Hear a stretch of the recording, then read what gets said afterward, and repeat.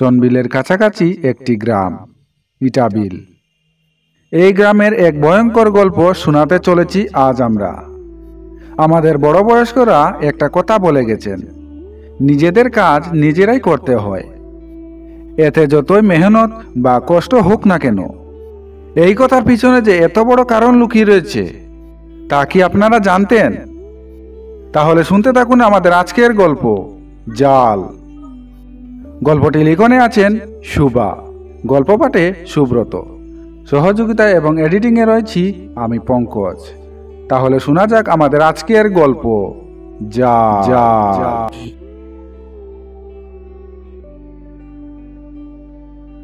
একবার চার বন্ধু সমীর, সুমন, দিশা, দিয়া নতুন চাকরি পেয়েছে। তারা সবাই এই সংবিলের কাছাকাছি জায়গা ইটাবিলের গল্প শুনে। এই গ্রামটি খুব সুন্দর, তার চারপাশে জল সংলগ্ন। এখানে অনেক বড় বড় মাছেরও গল্প শুনেছে তারা।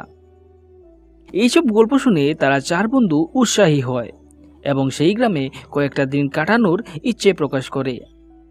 তারপর তারা চার বন্ধু শেষমেশ একদিন বেরিয়ে পড়ে সেই ইটাবিল গ্রামের দিকে। নৌকা করে জলপথ দিয়ে এই গ্রামে পৌঁছাতে হয়। একজন মাঝি তাদের সেই গ্রামে নিয়ে যান। তারা সেই গ্রামে গিয়ে দেখতে পায় এখানের সমস্ত মানুষ মৎস্যজীবী। তারা পৌঁছতে পৌঁছতে সেখানে বিকেল হয়ে যায়। তবে তারা একটা সমস্যার সম্মুখে পড়েছে এবার। এই গ্রামে এসে তারা থাকবে কোথায়? এখানে তো কোনো হোটেলও নেই। ছনবাসের ঝুপড়ি ঝুপড়ি ঘর, আর এই গ্রামে হাতে গোনা 10 থেকে 12টা এরকম ঘর রয়েছে। শেষমেশ চিন্তা করতে করতে সমীর বলে ওঠে, আচ্ছা চলো, এখানে বসে চিন্তা করলে চলবে না, চলো একটা ঝুপড়িতে গিয়ে জিজ্ঞাসা করি আমাদেরকে ওরা থাকতে দেবে কটা দিন। এই বলে তারা সামনের একটা ঝুপড়ির দিকে যায়, কিন্তু সেই ঝুপড়ির ভিতরে কোনো মানুষই নেই। বিমুখ হয়ে অন্য একটা ঝুপড়ির দিকে তারা যায় এবং সেখানে গিয়ে তারা দেখতে পায় 50 ঊর্ধ্ব এক মহিলা বিছনায় শুয়ে আছেন, আর 60 বছরের এক বৃদ্ধ লোক বসে বসে জাল বুনছেন। সমীর বলে, কাকা একটু শুনবেন? কিন্তু বৃদ্ধ আপন মনে জাল বুনে যাচ্ছেন। উনি তার কথার কোনো সাড়া দিলেন না। তাদের কথা শুনে বিছানায় থাকা সেই বৃদ্ধ মহিলা উঠে আসেন। কে তোমরা বাবা? কাউকে চাই কি তোমাদের? তখন সমীর বলে ওঠে, আসলে কাকি, আমরা সবাই কিছুক্ষণ আগেই এই গ্রামে এসেছি।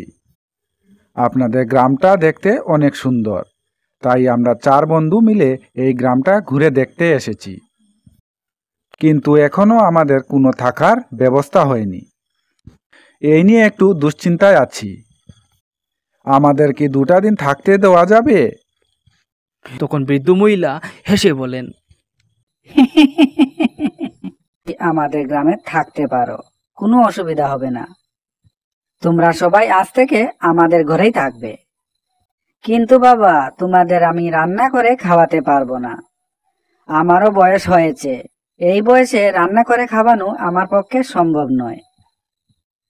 তোমরা কিন্তু নিজেদের রান্না নিজেরাই করে খেতে হবে। তখন দিশা বলে ওঠে, আচ্ছা কাকিমা, আমরা থাকতে আপনি রান্না করবেন কেন? আমরা আপনার এবং আমাদের সবার রান্না করব। ঠিক আছে। তারপর সেই বৃদ্ধ মহিলা তাদের সেই ঝুপড়ি করে নিয়ে যান। মেঝেতে সবার জন্য মোটামুটি একটা বিছনা তৈরি করা হয়ে যায়। রাতের খাবার দাবার শেষ করে সেই বৃদ্ধ মহিলার সাথে তারা বাইরের জগতের গল্প করে। এইভাবে প্রায় অর্ধরাত কেটে যায়। পরদিন সেই বৃদ্ধ মহিলা তাদের গ্রামটা দেখানোর জন্য তাদের সকলকে নিয়ে বেরিয়ে যান এবং তিনি এখানকার মানুষের মৎস্যজীবী জীবনটা দেখান। এই গ্রামের মানুষজন তাদের দেখে হা করে তাকিয়ে থাকে। সমীর বলে, কাকি, মানুষগুলো এমনভাবে আমাদের দিকে তাকাচ্ছে কেন? তখন সেই মহিলা একটু হাসেন। আসলে আমাদের গ্রামে বাইরে থেকে কোনো মানুষজন আসে না, তাই তোমাদের দেখে ওরা তাকাচ্ছে। সেই বৃদ্ধ মহিলা ওনার সাথে একটা জাল নিয়ে যান এবং তিনি বলেন, আচ্ছা বাবারা, তোমরা সবাই কি জাল দিয়ে মাছ ধরতে পারো? তারা সবাই হেসে বলে, না কাকি। তিনি বলেন, আচ্ছা সমস্যা নেই, দেখো আমি কিভাবে মাছ ধরি। দুপুরে খাবারটা মাছ দিয়ে খাবো। এই বলে একটা ছেঁড়া জাল তিনি জলে ফেলেন। সুমন তখন বলে ওঠে, কাকি, এটা তো দেখছি ছেঁড়া জাল, এটা দিয়ে মাছ উঠবে না তো। তখন সেই মহিলা বলে ওঠেন, তুমি দেখোই না বাবা। এই বলে তিনি সমীরের হাতে জালের সুতোটা ধরিয়ে দেন এবং তাকে টানতে বলেন। সমীর হাতে জালের দড়িটা নিয়ে চেঁচিয়ে বলে ওঠে, কাকি, মনে হচ্ছে জালে অনেক বড় মাছ ফেসেছে। এই শুনে সুমনও দৌড়ে আসে। অনেক মেহনত করার পর তারা জালটা জল থেকে উপরে তোলে। এবার তাদের জালে অনেক বড় মাছ আটকা পড়েছে। দিয়া দিশা তারা হাততালি দিয়ে খুশিতে লাফাচ্ছে। তারা সবাই লাফাতে লাফাতে সেই মাছ নিয়ে ঝুপড়িতে চলে যায়। দিয়া দিশা দুপুরের রান্না করতে লেগে যায় এবং সমীর আর সুমন বিলের জলে স্নান করে এসে তারা সেই বৃদ্ধ মহিলার সাথে গল্প করতে থাকে। আচ্ছা কাকি, আপনাদের এখানে থাকতে কি কোনো অসুবিধা হয় না? আর এখানে তো বিদ্যুতেরও ব্যবস্থা নেই, তাহলে কিভাবে থাকছেন আপনারা? আপনাদের কি বাইরের জগৎটা দেখতে ইচ্ছে হয় না? সেই মহিলা তখন বলেন, বাবা, আমার এই জায়গায় জন্ম আর এই জায়গায় মৃত্যু। আমি এই জায়গা ছেড়ে কোথাও কখনো যাব না। এর মধ্যে রান্নাঘর থেকে এসে দিয়াও তাদের সাথে যুক্ত হয়েছে। তোমরা এখানে বসে বসে কাকির সাথে গল্প করছো আর আমরা রান্নাঘরে কাজ করে যাচ্ছি। বৃদ্ধা তখন বলেন, এসো মা, দিশা কোথায়? তখন দিয়া বলে সে রান্না করছে। তারা গল্প করতে করতে হঠাৎ পাশে থাকা একটা জালের উপর চোখ যায় সমীরের। কাকি, এই জালটা কে তৈরি করেছে? জালটা দেখতে তো অনেক সুন্দর। তখন বৃদ্ধা মহিলা বলে ওঠেন, হে, এটা আমার অসমাপ্ত কাজ, জানি না কবে পূরণ হবে। জীবনটাই তো পার করে দিলাম, জালটা আর পূর্ণ করতে পারলাম না। এই কথা বলে সবাই যখন সেই জালের দিকে তাকায় তারা দেখতে পায় সুমন জাল বুনতে বসে গেছে। তখন সমীর কৌতুক করে বলে, সুমন, তোর 14 গোষ্ঠীর মধ্যে কি কেউ জাল বুনেছে? হঠাৎ সেই বৃদ্ধ মহিলা ক্ষিপ্ত হয়ে যান। এটা কি করলে তুমি? কেন করলে এটা? তখন সমীর বলে ওঠে, কি হয়েছে কাকি, এত রেগে গেলেন কেন? থামাও, থামাও তোমার বন্ধুকে। এবার সমীর দৌড়ে গিয়ে সুমনকে থামায় এবং সেখান থেকে নিয়ে আসে। বৃদ্ধ মহিলা আর তাদের সাথে কোনো কথা বলেন না। তিনি উঠে যাওয়ার সময় একটাই কথা বলে যান, খাওয়ার শেষ করে এখনই এই গ্রাম থেকে চলে যাও, এই গ্রামে আর থাকবে না। কাকির এই কথা শুনে সমীর সুমনকে অনেক কথা শোনায়। তোর কি খেয়ে দেয়ে কোনো কাজ নেই? তুই কার অনুমতিতে অন্যের জিনিসে হাত দিয়েছিস? দেখ, কাকি অনেক রাগ করেছেন, শুধু তোর জন্য। তখন সুমন বলে ওঠে, আমি কিছুই জানি না বন্ধু, আমার 14 পুরুষের মধ্যে কেউ জাল বুনেনি। আমি জানি না আমার কি হয়েছে, আমি যে কিভাবে সেখানে গেলাম এবং জাল বুনতে শুরু করলাম আমি নিজেই জানি না। ওদিকে বিকেল হয়ে যাচ্ছে, তারা সবাই গিয়ে কাকির কাছে ক্ষমা প্রার্থী হয়। কাকি, আমার বন্ধু অনেক বড় ভুল করে ফেলেছে, তাকে আপনি ক্ষমা করে দিন। এবার সেই বৃদ্ধ মহিলার রাগ শান্ত হয়, তবে তিনি একটা কথা বলে ওঠেন, কিছু কিছু ভুল এমন হয় যার কোনো ক্ষমা নেই। তোমরা কি জানো কি ভুল করেছো? যাই হোক, যে ভুল করেছো সেটা তো আর শুধরানো যাবে না। আজ রাতটা না হয় এই গ্রামে থেকে কাল সকালে এখান থেকে চলে যেও, তাতে তোমাদেরই মঙ্গল হবে। এবার তারা সবাই কাকের কথাতে মাথা নাড়ায়। রাত্রিবেলা সমীর কাকিকে একটা কথা বলে, কাকি, আমরা যখন এই গ্রামে প্রথম এসেছিলাম তখন দেখেছি একজন বৃদ্ধ লোক এখানে বসে বসে এই জালটা বুনছেন। উনি কি আপনার এই জালটা বুনেছেন? তখন বৃদ্ধ মহিলা বলেন। কার কথা বলছো? তখন দিশা বলে, কাকি, একজন 60 বছরের বৃদ্ধ লোক এখানে বসে বসে এই জালটা বুনছিলেন। তখন বৃদ্ধ মহিলা বলে ওঠেন, তোমরা কি উনার কথা বলছো? তারা এবার দেখতে পায় সেই বৃদ্ধ লোকের ছবি দেওয়ালে টাঙ্গানো, যার মধ্যে রয়েছে মালা। বৃদ্ধ মহিলা বলে ওঠেন, উনি আমার স্বামী।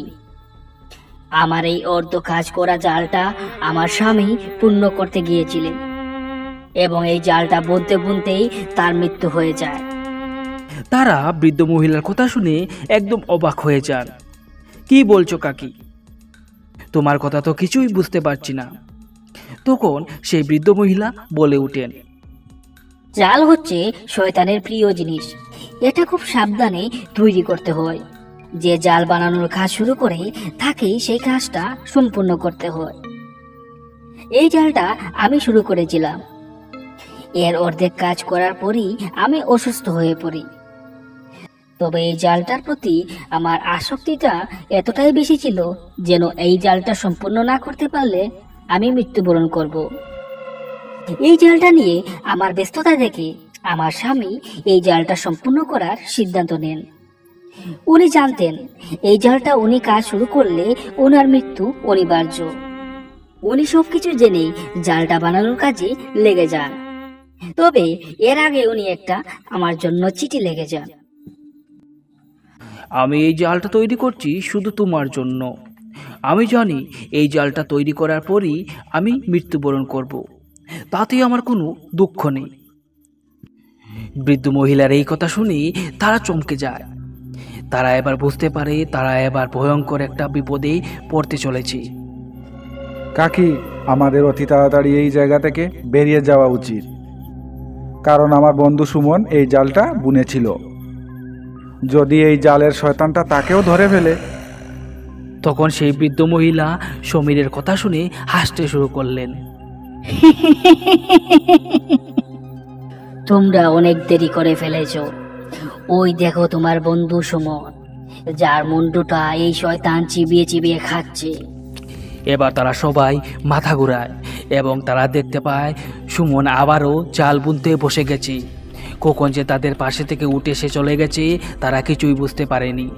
এবার তার পাশে দেখতে পায় সেই শয়তানটা সত্যি তার মুন্ডুটা চিবিয়ে চিবিয়ে খেয়ে যাচ্ছে। এত ভয়ঙ্কর দৃশ্য দেখে তারা এবার ভয়ে চিৎকার করে পালিয়ে যায়। সুমন দিয়ার হাত ধরে এবং এখান থেকে পালা বলে চিৎকার করে দৌড়াতে শুরু করে এবং দিশাকে চল বলে হাতে ধরে টান দিলে সে যেতে বারণ করে। সে শেষবারের মতো একটাই বলে, আমার কাজ এখনো বাকি। সমীর আবার বুঝতে পারে দিশাও সেই শয়তানের চক্করে পড়ে গেছে, তাকেও সে বশ করে ফেলেছে। তারপর সমীর আর দিয়া দৌড়ে সেখান থেকে পালিয়ে যায়। তবে সুমন আর দিয়া কখনো আর ফিরে আসে না।